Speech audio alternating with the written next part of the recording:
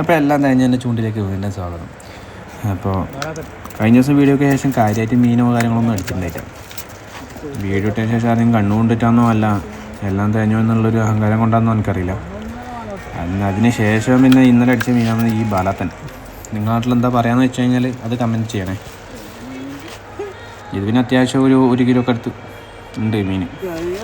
ഇത് അത്യാവശ്യം മുള്ളാന്ന്, ഇതിൻ്റെ ഇറച്ചി കാര്യങ്ങളെല്ലാം പറഞ്ഞാൽ മുള്ളാന്ന്. ഇത് കഴിക്കുന്ന ആൾക്കാർക്ക് അറിയാം. കാരണം ഇതിൻ്റെ മീറ്റ് നല്ല ടേസ്റ്റ് വന്നു, പക്ഷേ ഭയങ്കര മുള്ളായിരിക്കും ഇത്. പൊരിച്ചടിക്കാനേ കഴിയും ഇത്. പിന്നെ ഒടുക്കത്തെ ചെതുമ്പലായിരിക്കും.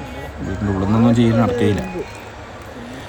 പിന്നെ നമുക്ക് കിട്ടിയതെന്ന് വെച്ച് കഴിഞ്ഞാൽ പിന്നെ അത് എടുക്കാനും ഇത് ഭയങ്കര ഫൈറ്റുള്ള മീനാണ് ഈ ബാലാത്തൻ എന്ന് പറഞ്ഞാൽ.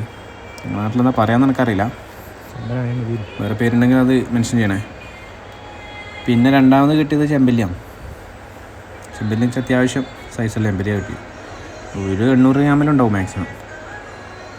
പക്ഷെ കുഴപ്പമില്ല, കാണാൻ തന്നെ ഒരു ബേസുള്ള മീനാണ്. കാരണം ഇപ്പം ഫ്രഷ് വാട്ടറിലല്ലേ, ഇപ്പോൾ ഇങ്ങോട്ടേക്ക് ഈ ഭാഗത്തേക്കൊന്നും പിന്നെ അങ്ങനെ ഉപ്പുവെള്ളം കയറൽ ഭയങ്കര കുറവാണ്. പിന്നെ അതിന് ശേഷം കിട്ടിയത് ഒരു ചേയാണ്. ചേയെന്ന് വെച്ച് കഴിഞ്ഞാൽ ചെമ്പല്ലി തന്നെ. ചെമ്പല്ലിന്ന് വിളിക്കാൻ കഴിയില്ല, കുഞ്ഞാണ്. അപ്പം ഇന്ന് റാശിയാണ് കൈയിൽ നിന്ന് കിട്ടാൻ വെച്ചത്.